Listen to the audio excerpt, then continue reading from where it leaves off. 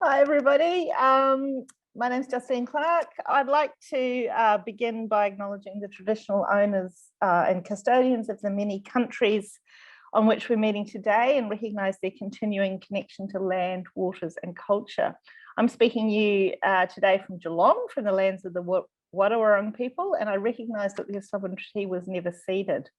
We pay our respects to First Nations elders past, present and emerging, and we extend that respect to First Nations people joining us here today.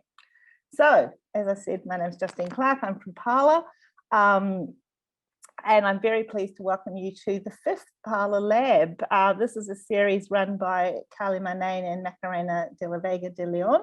Macarena is unwell today, so you've got me co-hosting with Carly instead. So I think with that, I'd like to hand over to Carly. Hi, Carly. Hello. Hi, everyone. It's so good to see you all.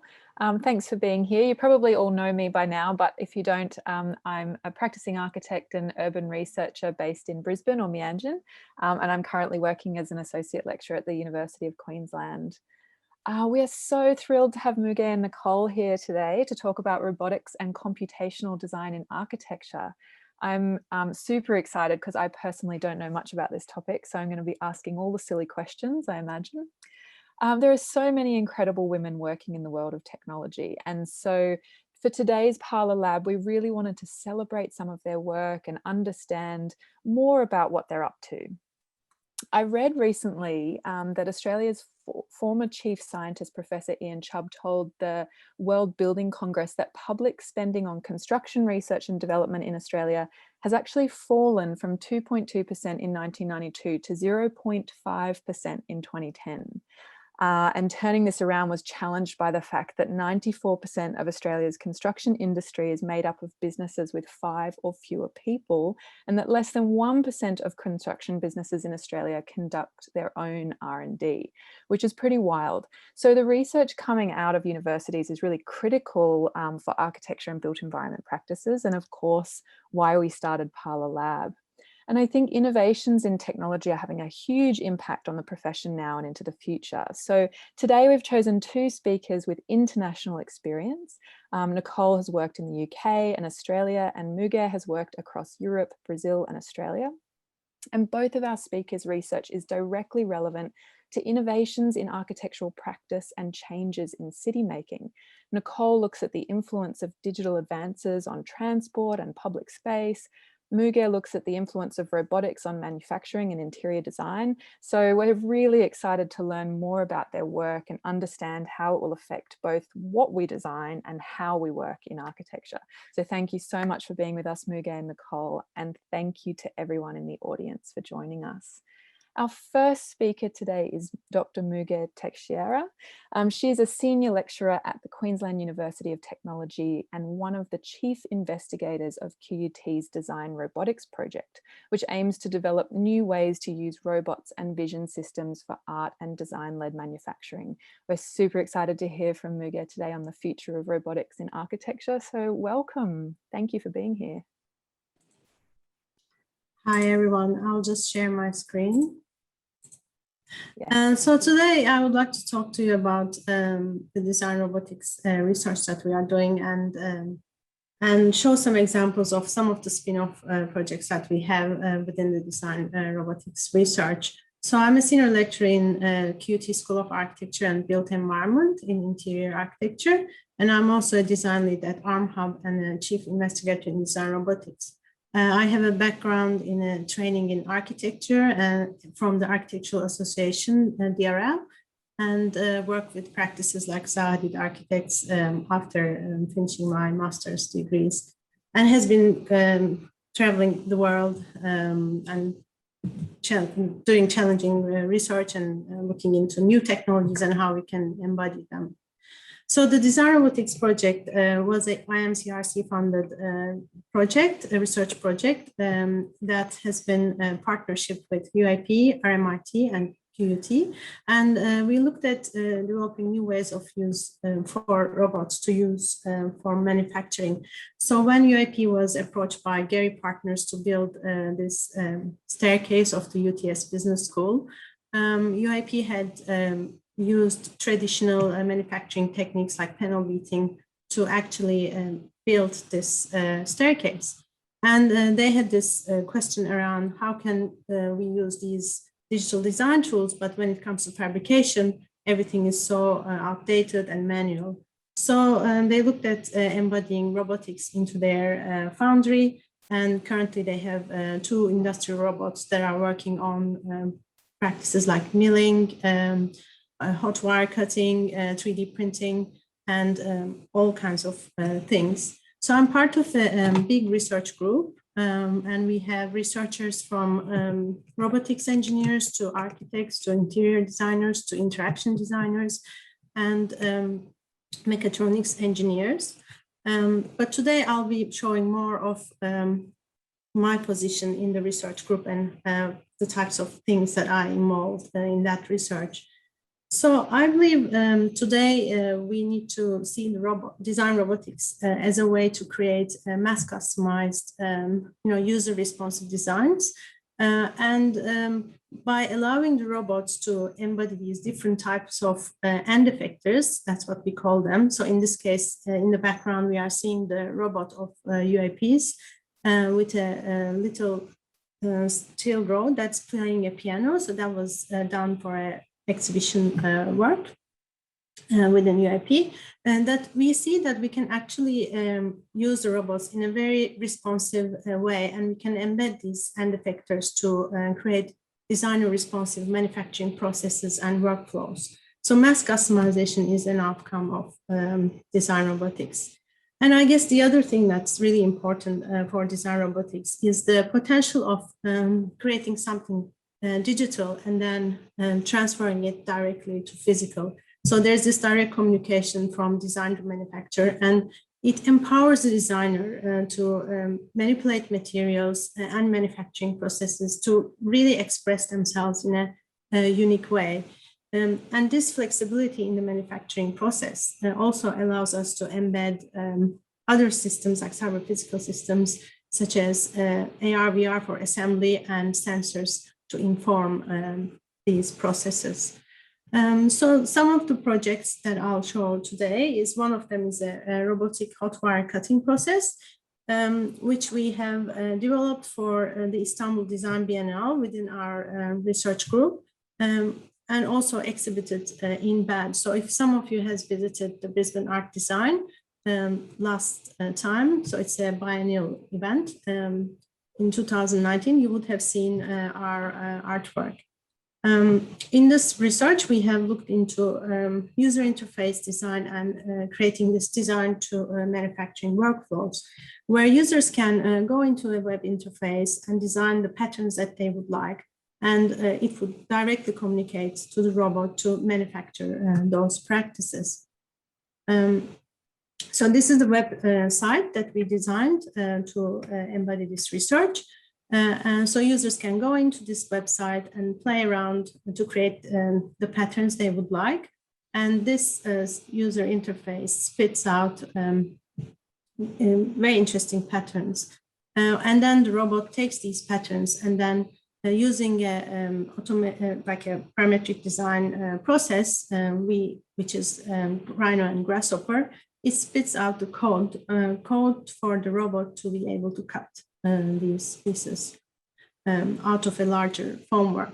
So here we see an image in Istanbul in a gallery in one of the most busy streets called Aksanat. And we can see while the robot is cutting these pieces, there's a great audience watching, so it becomes a performative art piece as well. And the interesting thing is, especially with COVID and remote collaborations, we can actually design the code and send it to anywhere in the world. And if they have a robotic arm, they can fabricate it right there and there, which adds on to the sustainability practices. Here are some examples of the outputs. And this was the exhibition piece we created for BAD, which along with it, there was a movie that explained the process. So following that research, I've been working on clay cutting and looking at more sustainable materials because foam is a very toxic material for the environment. So looking at a new type of an end effector that could be designed and then used, and also doing some material explorations with clay, creating our own brick, and using the robotic practices to cut this brick. And this is always like a trial and error process that sometimes succeeds and sometimes doesn't. But we are looking at using these practices to create breeze blocks. So we are in contact with several companies. The next project is Reimagining Aged Care Furniture project, where we are also looking at robotic 3D printing and materials research to embody advanced manufacturing to create this smart furniture. And in this one, we have industry partners such as Healthcraft, which is an aged care furniture home seller, and UAP that has the 3D printing capabilities. So as part of this research, we were part of an entrepreneurship program, which is called Care Factor. And we presented our research for that. So Floor to Form is the name of this project, which propose a new kind of furniture that is manufactured using advanced technologies such as 3D scanning, robotic printing, that is smart, that is built by mass customized technologies, and is also sustainable because it's looking at the waste production streams of the aged care furniture and embodying those materials to create new materials to create more sustainable furniture. So the idea was that we will scan our beloved ones so that we can create the ideal 3D image of them, which will allow us to anthropometrically create the best mass customized furniture. This was a gift, but I don't know, it seems to be not working now. But we created this model that can respond to the dimensions of aged care furniture, because the current aged care furnitures are all standard. And then using robotic 3D printing, we print out this furniture, and then we embed the furniture with different sensors, with materials that are sustainable, that could be replaced without damaging the main structural element of the chair. So as part of this process, we have been doing some material explorations by feeding mycelium different waste streams, such as MDF dust, some fibers from the upholstering process, and looking at ways to create a 3D printable material that could be used to create the foam or the packaging or other types of materials. So here are some images of the growth of our mycelium and how they create traction with this. Yeah, this is our partner, Healthcraft and UAP. And I guess that's all I have to show. I know it was a bombardment of information, but I'm sure we will have time to discuss. Thanks for listening to me. Thank you, Müge. Wow, that's so exciting, seeing all of those furniture pieces come to life. Our next speaker is Dr. Nicole Gardner. She's a registered architect in New South Wales and senior lecturer in the Bachelor of Computational Design at the University of New South Wales in Sydney. Her work explores emerging digital technologies in architectural design through the lenses of labour, gender, workplace learning and sustainable design. And today Nicole's going to be telling us about architecture's computational labour. So thank you and welcome, Nicole. Thank you. I'm going to try and get this right. Success.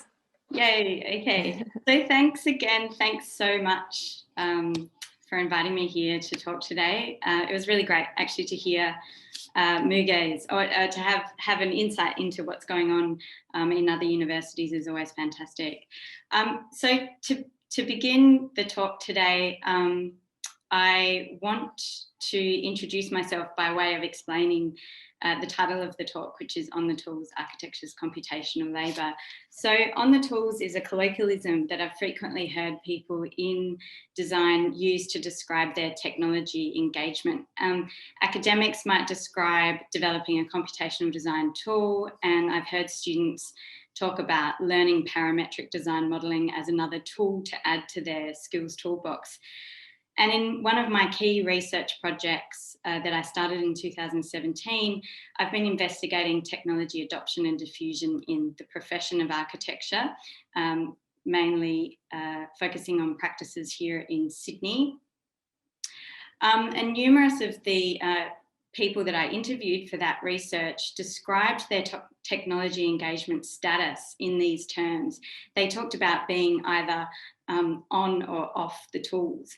And I think this language is really interesting and also significant. And it's led me to think in a lot of ways about how the increasingly integrated and immersive, augmented, computational and roboticized nature of human technology relations in design is really a sort of a new form of mediation. These technologies are mediating in new ways our relationship to the object of design, to the object of our labour, to the site, to context, and generally the way we see the world. So in particular, my research has been exploring how designers' interactions with digital and computational technology in a contemporary sense contribute to reshaping the labour processes in architecture.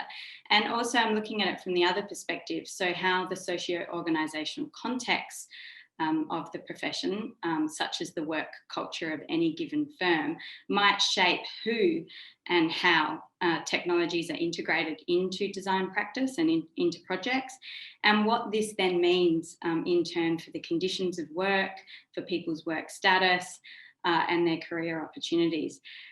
So conceptualising architecture, architectural computing and design technology through that lens of labour, and further in my recent research through the lens critical concept of digital labour, has been a way for me to draw focus to a wide array of actors that are at work in the design of the built environment, that now include people calling themselves computational designers, programmers, data analysts, and all of these people are actually working in close collaboration in a lot of ways with an array of non-human actors, sensors, actuators, algorithms, data, robots. But what we do see is in the narratives around automation and robotic fabrication, that human dimension, the behind the scenes stuff, is often overlooked or unaccounted for. So to put it really simply, what I'm interested in is how since the early 1980s, the architecture profession has gone from looking something like this to more recently looking a lot more like this. We see more women in the profession, far less technical pens, probably the same amount of paper, if not more, but many, many more digital screens and more computational logic at work in the design process. So my research isn't just simply about talking about the technicalities of computational design, it's really process focused. And it's looking at the very real possibility and the agency of these processes that lies in between the situated practices of human-machine interaction. And of course, I'm part of the computational design program here at UNSW, and we're very much engaged in thinking about the future of design practice and exploring opportunities for innovation in architecture and the AEC industry more broadly. My role in all of this is contextualizing and framing. I'm there to ask the so what questions and to connect practices to theory in really productive ways that can open up wider discussions about our ethical responsibilities and our environmental implications of doing design in new ways with and through technology. So I'm interested in the kinds of collaboration then that are made possible when the interfaces that we adopt in design practice become more intuitive and immersive, such as shown here with the HoloLens hardware, and the students in this image from our program are using Hologram software. Because after all, the construction and manipulation of architectural models through a digital screen and a kind of point and click interface has endured for a really long time. So I'm interested in the ways that our relationship to the object of design, the object of our labour, is changed through the adoption of these kinds of new hardware interfaces and software systems. We're really asking what's made possible, and I'm asking what happens when the screen is taken into the body. It's on your face, and then the command and the interaction with the object of design is now your hand or your eye movement gesture in some cases. But while over the last 10 years, there has been this sort of gradual uptake of computationally intensive processes and software such as Grasshopper, which is a plugin for Rhino, you could see on the screen just now. And of course, virtual reality and mixed reality are becoming increasingly significant in design practice, not just about communication, but actually in the domain of how we design. Over the last few years, there's been much more significant attention, at least in the architectural computing community and in the profession. The direction is really shifting to this instrumentation of data and data science applications such as machine learning in and for the design process. So what computational now is starting to mean in architecture is increasingly focused on exploring ways to draw on a range of big and small data in the design process. And a lot of the research then that I'm engaged in is not necessarily what people would expect of design research. And that's because it's mainly action design research, is process focused. It doesn't often result in a sexy artifact or a complex facade or building in the short term, but it certainly contributes to that. The research we're doing is more typically a system for augmenting architectural intelligence that then feeds into much larger design systems, where the objectives are really to think about whole of life thinking in terms of whole of life of a building or a space, and to promote examples, for example, of waste awareness in early stage design, which is the project that I just showed you, carbon reduction, optimized structural systems to reduce resource use. And many of these projects are about developing workflows that are combine an ecology of allied digital machines and computational processes. So talking about, and this plugs in, of course, exactly to what Muga was just talking about, which is many of these projects are workflows that connect this ecology of digital machines and computational processes, data sources to digital and robotic fabrication. And in many ways, we're beginning to realise these ideas about cyber physical making systems that incorporate data and feedback into the design process. So talking about construction waste quantities might not be, or trying to eliminate construction waste might not be what every architect dreams about, but creating workflows that leverage data and feedback processes can really work towards informing the adoption of quite rigorous evidence-based design practices. And really the aim here is realising higher quality and more sustainable design outcomes. And I think this is what is particularly significant about our research here and in the CODE program more generally. Data and automation workflows are becoming critical to market position and competition, but this is not the sole reason why architects should pursue them. Ultimately, these systems should be those that are better connecting to building quality assurance and improved material and spatial and experiential performance. It's not just about simply faster procurement processes. And I think I'll just leave it there. Fantastic. Thank you, Nicole. I feel like my mind is expanding. If anyone has any questions, feel free to pop them in the chat. I'm going to kick off with a few and then we'll ask you to ask the speakers directly if you type them into the chat. One of the first things, I mean, it's like this really silly basic question of like, will robots steal our jobs? Which clearly they won't, because, you know, I can see in both of your work that people are, you know, so integral to the process of computational design and robots and stuff. But will this knowledge of computers and robots start to increase inequalities in the architectural profession? Like, will you need to know this stuff in order to get a job? Does that mean that you have to have access to the latest technology in order to get a job? I was wondering, maybe I can ask Nicole first and then. Yeah, look, in my research, and I initially conducted a survey, and then I've done a whole series of interviews over the last couple of years. And what's come out of that is there is, in effect, not everyone in the profession has the same access to these kind of resources. That's probably quite obvious. Digital literacy doesn't necessarily mean everyone has to become a hardcore coder or a programmer.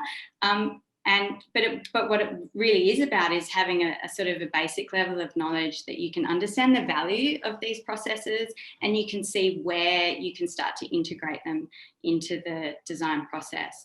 One of the ways we've always talked about computational design here since the program started in 2015 is that adopting action research as a methodology, we work with industry to identify problems. And then we here have the time and the resources to be able to investigate solutions and opportunities to address those problems that industry maybe doesn't have time for. And in fact, my survey results, overwhelmingly, the response from people about barriers to innovation was time. We've got too many project commitments. We don't have time to train. And so a lot of the respondents were talking about technology, knowledge and skills building as if it was their own responsibility, and it wasn't seen as something that was being addressed necessarily in a structured way in organisations, which is not to say they're not training staff, they certainly are, and many organisations we talk to are actively engaged in wanting to explore opportunities, but certainly we want to level the playing field here. So with our graduates coming out, most of the built environment students here have the opportunity to learn G-code, and they're all at like first year and second year level being inducted and learning about robotics and using our collaborative robotics. So that is a great opportunity at a university level, but we've got a skills gap at the moment then with young people coming into the profession and more senior people who aren't getting the opportunities, and the resource of time is really critical here. Muge, did you have anything to add to that? Yeah, I mean, we also do a lot of research to understand what the industry needs, what the industry wants. Recently we have been running a research on AR and VR adoption in QT's Design Lab.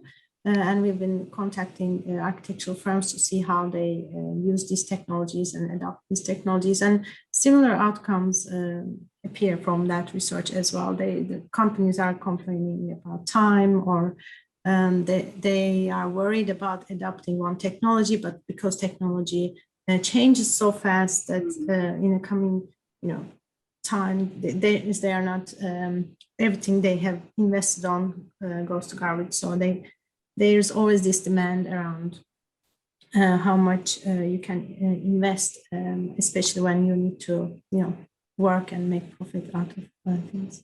I think research institutions have a lot of responsibility in this area, and then trying to understand what the problems, and sometimes industry doesn't necessarily know what their needs are.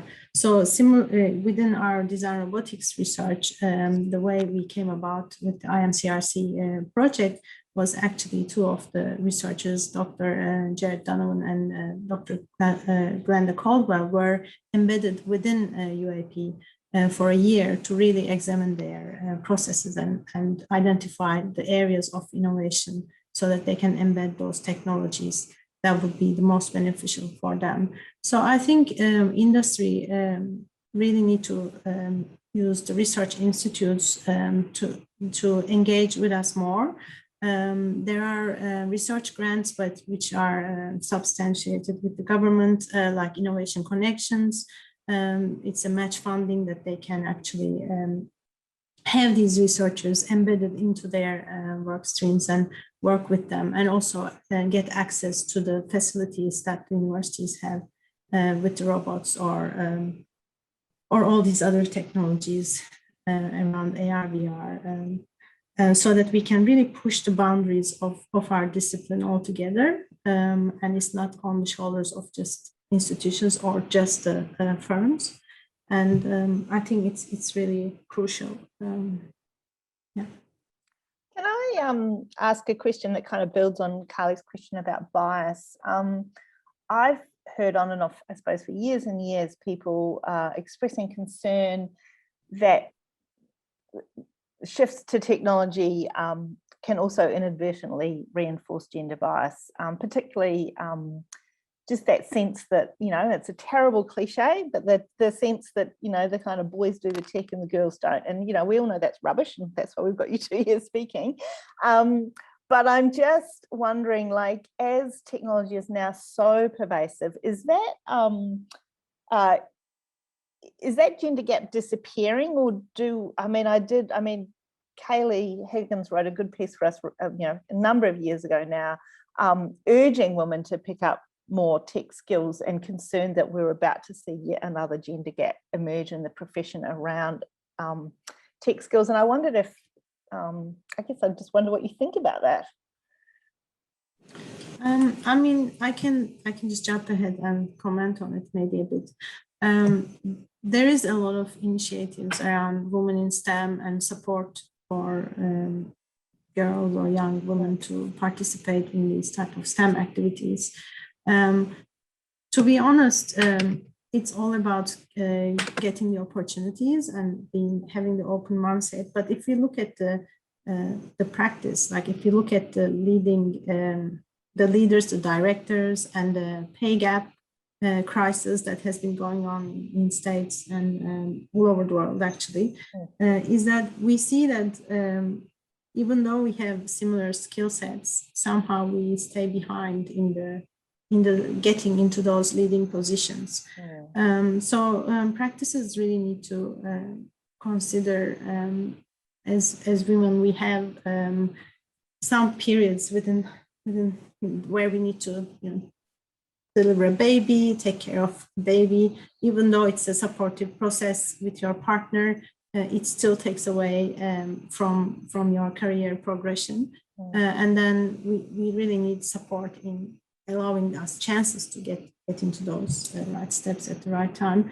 I'm a very lucky person. My partner is very supportive, so I never feel that I feel left behind. And I've been in institutions that have been very supportive of women in STEM. So I'm very lucky, but I know that not everyone in the world has the same chance.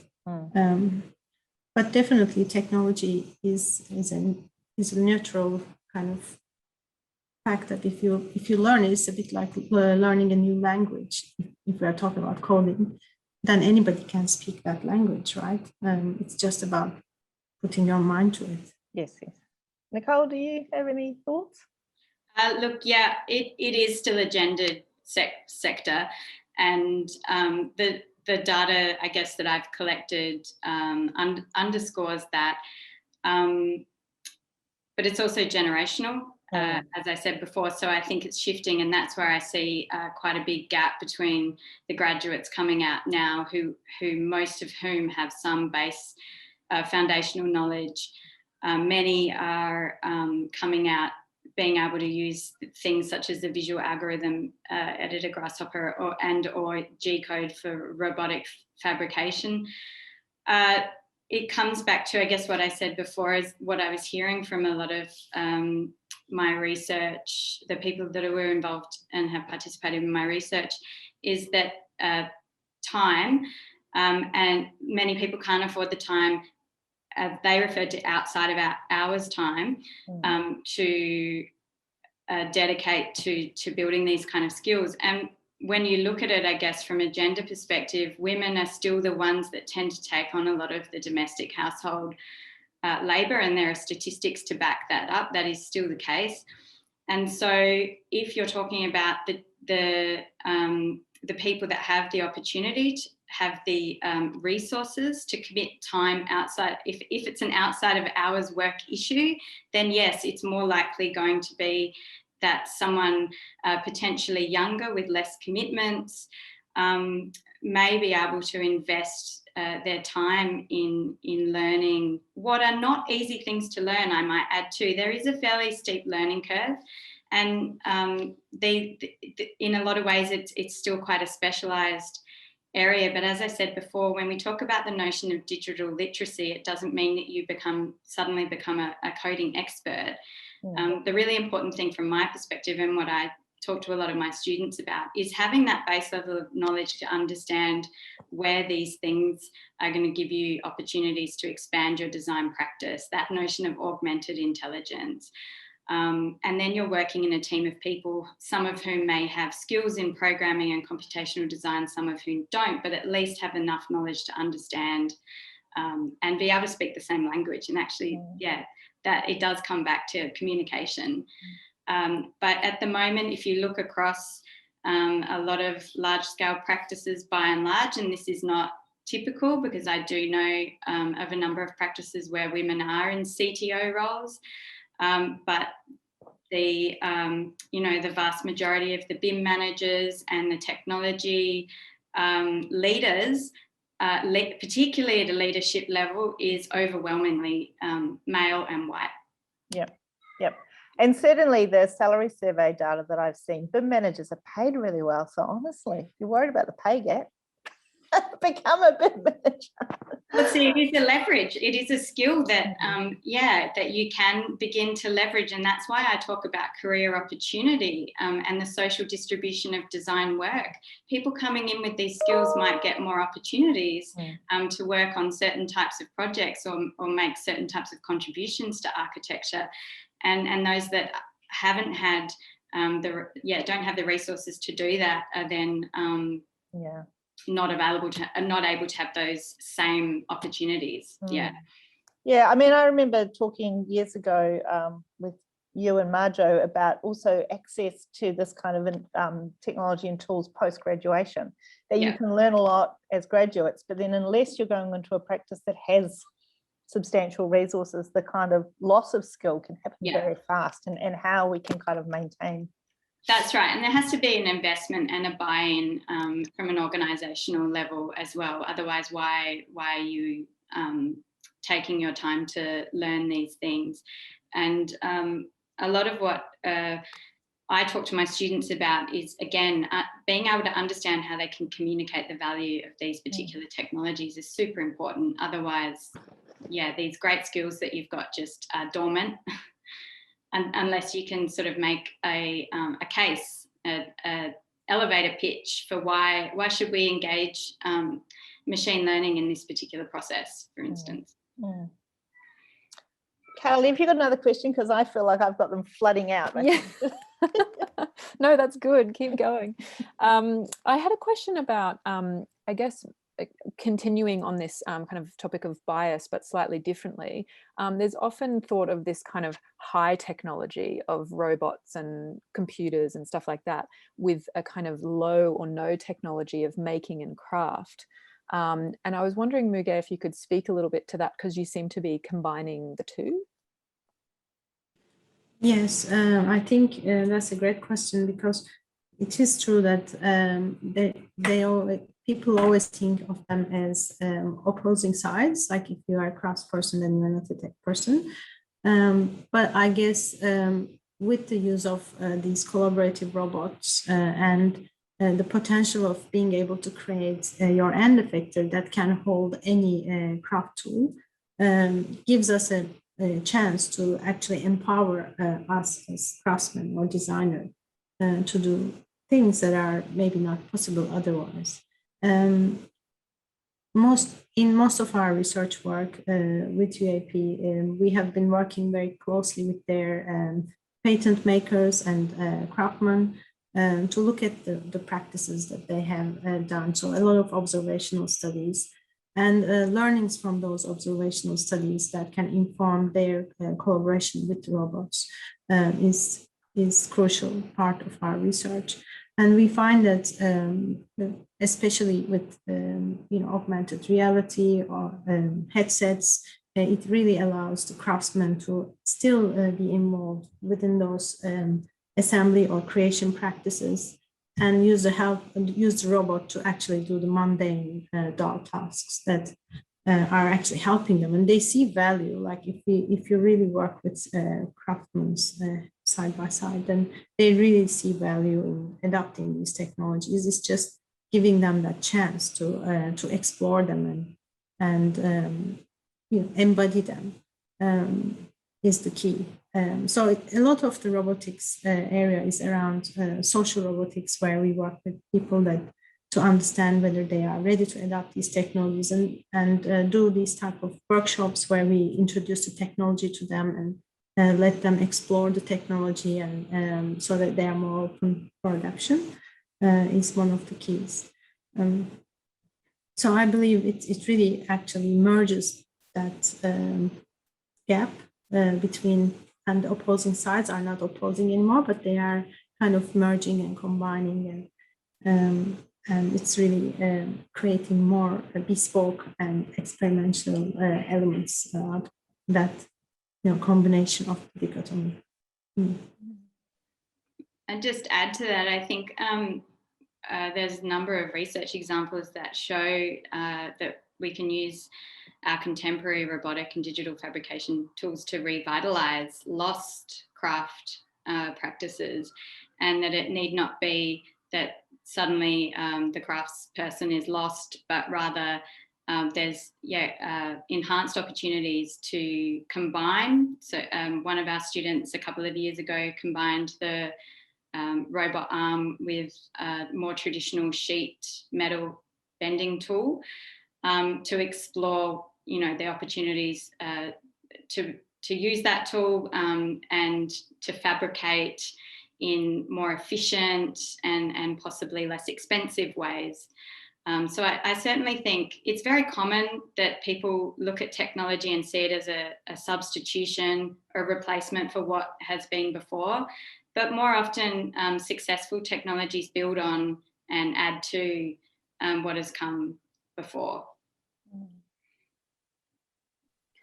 And how does that work at a broader scale? So that's kind of a making scale of like furniture or a particular piece. Is that having an effect at a larger kind of like a building scale or a city scale? What do you see the kind of, how does that scale up? Well, what we have seen is with our research with UAP was that the craftsmanship's explorations in a smaller scale then has the potential to be adapted to larger scale, where we take that small scale exploration and try some prototypes with our smaller robots, like the smaller collaborative arms, and then take it to the next level using the bigger robotic arm, such as the one behind me as in the virtual image, so that we can test how the material behaves within different scales and how it can be adapted. And now they are using it in many of their sculpture work, the architectural facades. They use the robot to mill into surfaces of foam and then sand mold it, and using that sand mold, pouring in hot metal, they come up with large cast metal pieces, and it is applied to the architectural facade elements. So it's actually a very transferable technology. Like those small craft explorations, they just become large-scale artworks or architectural elements. Do you have anything to say about that, Nicole? About scaling up? I have found that the scaling up question is always asked in relation to particularly in a peer review context. I've had that question a few times. We were looking at using clay 3D fabrication processes a few years ago to explore again human in the mix of that process, how a human can engage. Rather than let the machine do its job, how if the human starts intervening in small ways, you can, again, improve processes and make them more accessible. Clay's, got very particular limitations and advantages. I guess the other way I could talk about that is in my Smart Cities course, my students use the interaction design prototyping tool, I guess, or platform of Arduino. Now, Arduino is great for playing around with programming, sensing and actuating, which is at the heart of the Internet of Things and smart cities concepts, but you're not going to build a smart city on the back of an Arduino. In this context, yeah, right, where we're looking at first principles, and then smart city systems obviously have to be much more robust with that, and then you're moving up into much more complex C++ programming and lots of other things that I don't even want to think about. But to engage in those concepts first, these are the kinds of tools that we can use, and we can get familiar with the processes and familiar with the principles, and then we look at scaling up. Can I ask my question about disciplinary boundaries? I mean, one of the things listening to this, I'm in the midst right now of editing the national standards for the new competency standards, so I'm kind of in this space of thinking about what, how the profession defines itself and what being an architect is and all the rest of it. And it just, listening to this, it feels to me like it's really kind of smashing open a whole lot of boundaries, disciplinary boundaries, and the potential to sort of, collaborate and remake and bring architectural knowledge with you, but using it in these very, very different ways. And I just wondered if you had any, I suppose if you could sort of reflect on how technology, changes in technologies are shifting disciplinary boundaries. Yeah, I think definitely disciplines evolve over time. So they evolve by having this very flexible edge condition where we start focusing on different areas of knowledge. And then learning from these different areas. And there wasn't a computational architect, let's say, a couple of years ago. So we are learning from computer science to embody it into architecture and create this more specialized area within architecture that allows us to expand the knowledge and grow the knowledge of architecture. And that's why it's really important to have this constant dialogue with the practices and the research institutions to work on collaborative projects, so we can actually push these type of expansions into the discipline. And some things will die. I mean, some explorations will not lead anywhere afterwards. So it's normal, it's natural to the transdisciplinary research, I guess. But can everyone be transdisciplinary? Probably not. You just have to be open to explore. So if you are not, you don't have that kind of a view to put yourself into these challenging situations where you don't necessarily understand.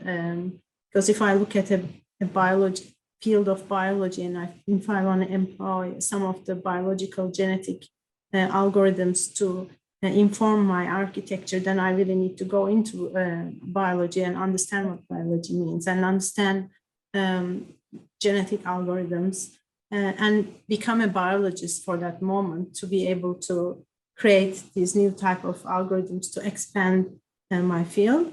And it is frustrating, and most of the times you feel like you are kind of alone at the tip of an iceberg, that no one really understands what you're talking about. So it's quite challenging, but that's how we grow. I mean, disciplines grow. Nicole, you're laughing. I think you've got Yeah, no, I was just thinking about the amount of times I've had to explain to people what computational design is from my perspective, and from the, you know, because that's different to other people's perspective. We use it sort of as an umbrella term that captures a lot of, as I said, an ecology of allied digital machines and computational processes. So I do appreciate that sometimes it can be challenging to feel like you're constantly on the tip of an iceberg, as Muga just articulated there.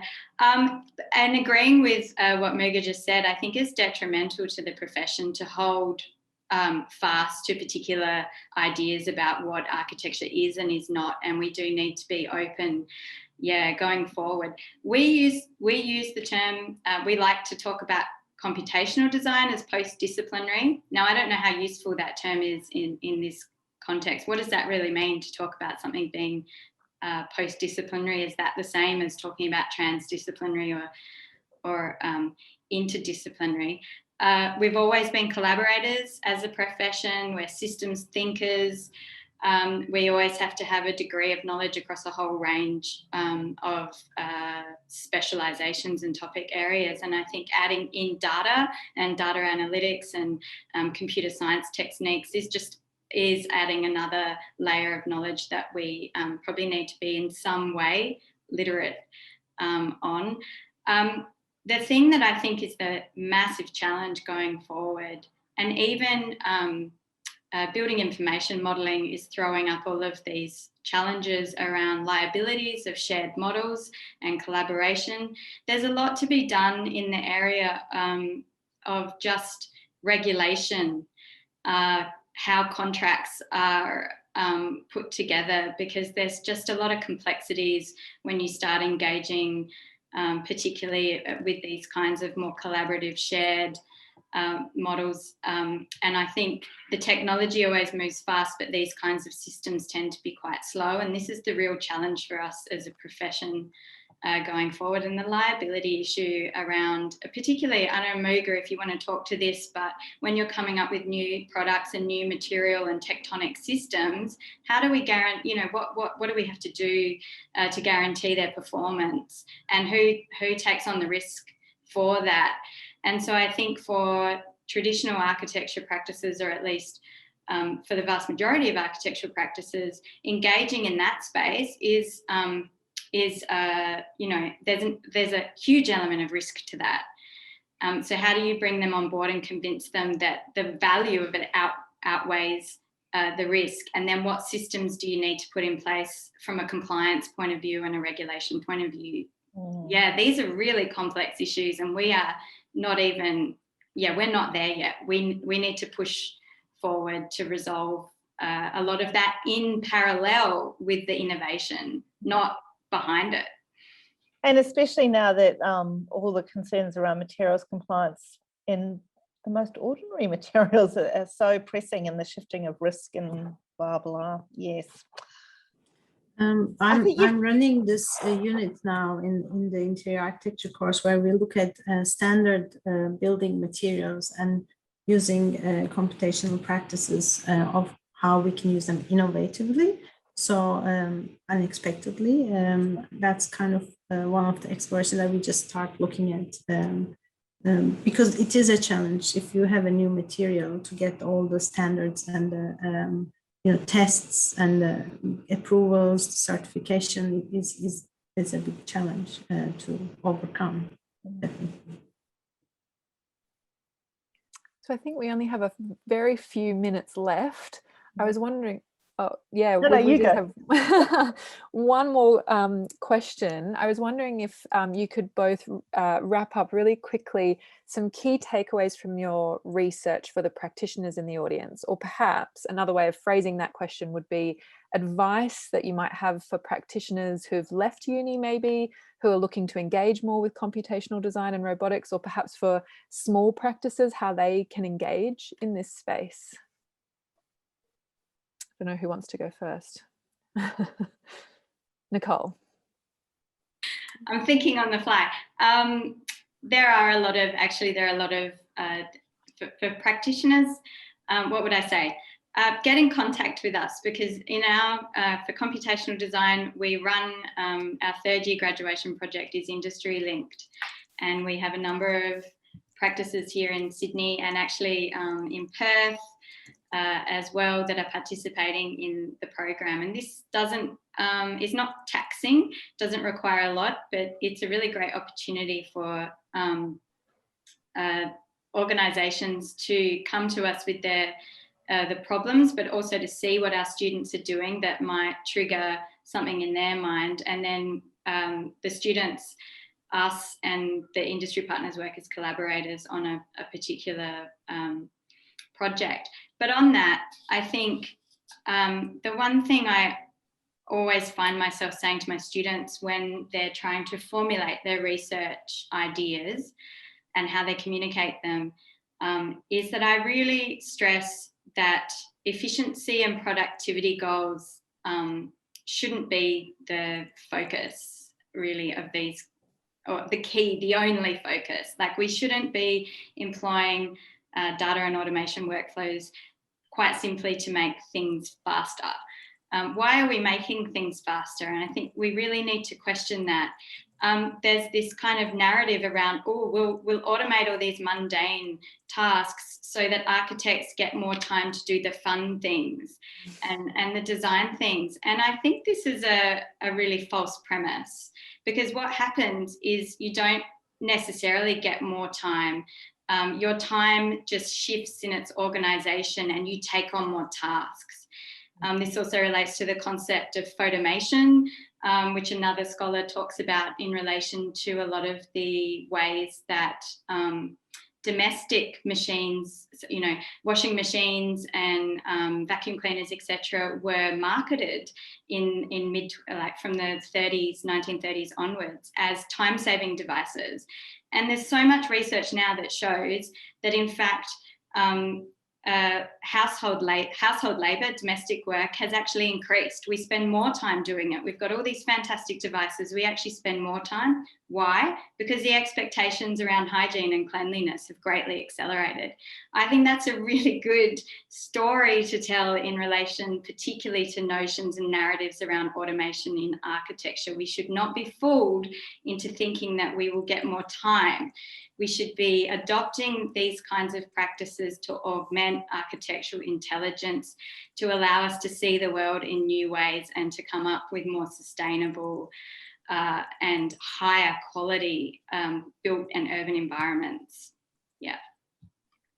Yeah, I totally agree. And I think the key takeaways from our presentations should be definitely engage more with us so that we can build the future of architecture together, and adopt these computational design processes because in your workplaces, because they really allow you to build more sustainable, more environmentally responsible building spaces. There's a question in the chat around improving building physics and building outcomes.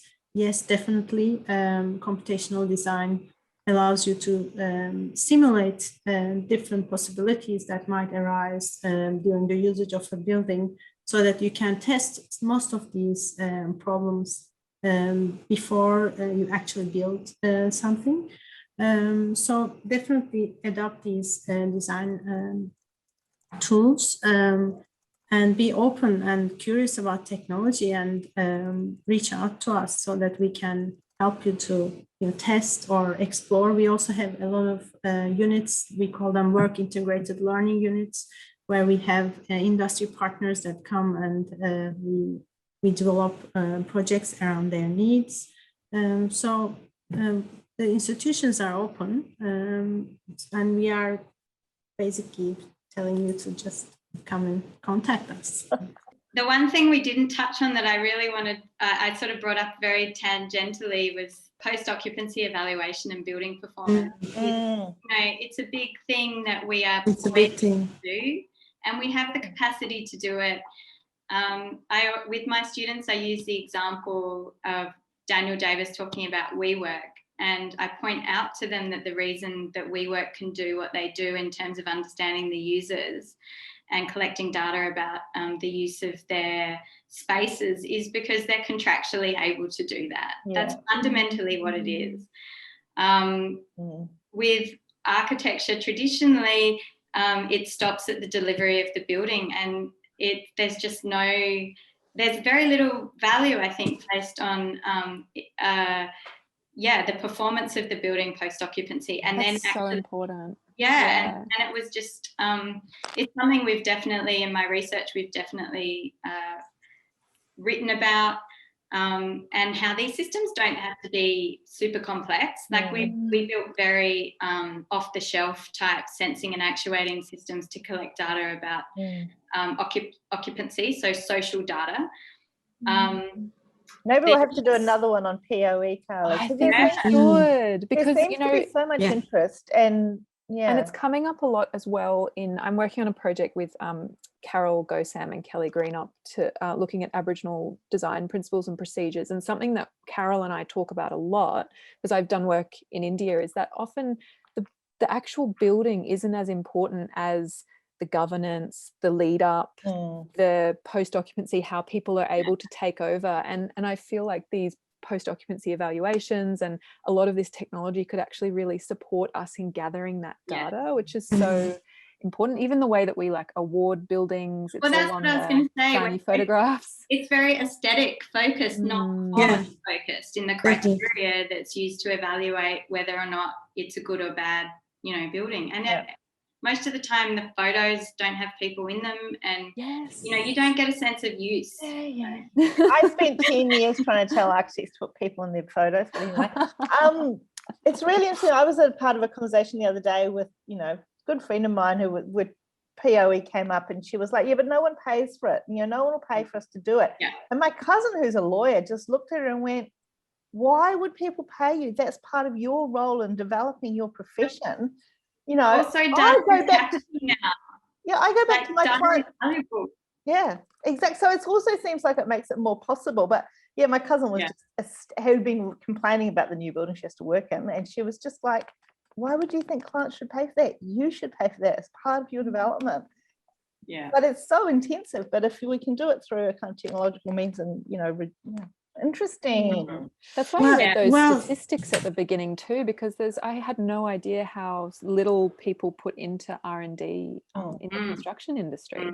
Well, if you think, if you plan to have such a session, we have Veronica Hansen from QUT. She does post-occupancy evaluations for around lighting and how the lighting affects like glare prediction, and also involving users of that space, because they develop this system where you can just take a picture with your smartphone and then send it to the evaluation, and it just calculates everything.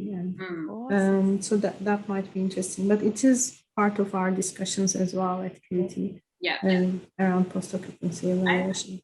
In the interviews that I've had with industry practitioners, quite a few of them have, when I ask all of them the same finishing question, which is, where do you see architecture in 5 to 10 years time?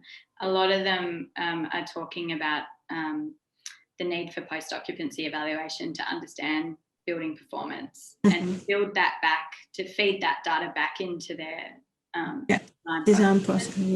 And they don't know how to do it, not from a technical perspective, more from a how do you bring the client along with this? How do you put sensors in buildings that protect people's data privacy? These are all issues that we've been working on here, and it's doable. There's still risk. You can't eliminate risk altogether in any way, but it's a really interesting area that I'm hoping to do a bit more of. Thank you so much, Nicole and Müge. I feel like we're all filled with lots of awesome ideas about how we can improve our thinking and workflows. Thank you so much, everyone, for being with us today. Thank you to the University of Queensland and Sahans for supporting Parlour Lab, and to all of Parlour's partners for supporting all of our activities and events. Please get in touch if you have any ideas for the series or you'd like to be involved. But that's everything for today. Thank you so much for joining us. Thanks, everybody. Thank you so much. That was great. Thanks, everyone. Thank you. Bye. Friday.